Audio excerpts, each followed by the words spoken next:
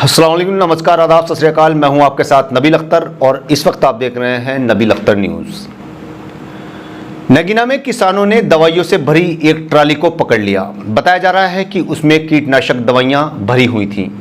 आरोप लगाया गया कि इस ट्राली में कई घरों में दवाइयां उतारी गईं। नकली दवाई होने का पता चलते ही वहां पर सैकड़ों की तादाद में लोग जमा हो गए और कृषि अधिकारी को इस बात की खबर दी गई।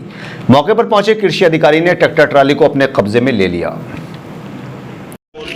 ये कुछ दवाइयों का विषय था, जो खेती की दवाइयाँ हैं तो उनका विषय था। यहाँ जिला कृषि अधिकारी महोदय भी पहुँचे हैं और वो पेपर इनके सब देख रहे हैं कि क्या विषय है, किस तरह से ये अनलीगल तरीके से आई है दवाई या लीगल आई है, इसके बिल हैं या नहीं है, ये नकली है या सही है, ये सारी बातें नमूने की राकेट टेस्ट की बात है। तो उसी विषय पर वो हुई। उसके साथ साथ जो द्वारिके शुगर मिल के लोगों के द्वारा यहाँ जब किसानों में रोका गया, बदतमीजी की गई थी, उस पर पुलिस की तरफ से भी पूरा सहयोग मिला। पुलिस का भी बहुत बहुत धन्यवाद उसके लिए। पुलिस कार्रवाई करने के लिए भी तैयार थी, लेकिन द्वारिके शुगर मिल के यूनिट हेड ने उसके लिए माफ़ी मांगी है और वो माफ़ी मांगने से के बाद हमने जो इस बात को ख़त्म कर दिया।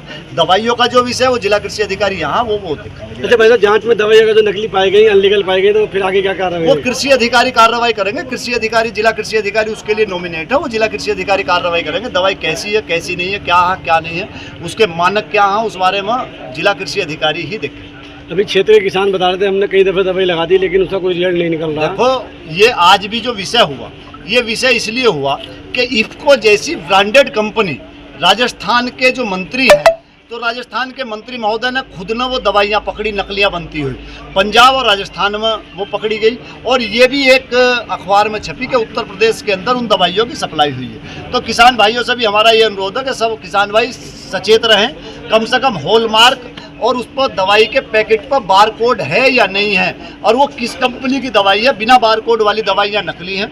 वो दवाइयाँ पिछली बार भी हमने नगीने में एक गाड़ी पूरी नकली दवाइयों की पकड़वाई थी। ये बड़े माफियाओं के रैकेट हैं और उसका जो है वो जिला कृषि अधिकारी पता करके बताएंगे। वो जांच का विषय है, जांच में सामने आएगा क्या है। धन्यवाद। नजीबाबाद थाने पर तहरीर देकर एक व्यक्ति ने बताया कि उनकी बेटी को उसके पति शाहनवाज और उसके ससुराल वालों ने शादी के बाद से ही परेशान करना शुरू कर दिया था और उसके साथ मारपीट करते थे। इन सब ने मिलकर 16 जून को उनकी बेटी की हत्या कर दी है। तहरीर के आधार पर पुलिस ने गांव कनकपुर नजीबाबाद के रहने वाले शाहनवाज और अनवार को गिरफ्तार करके जेल भेज दिया है।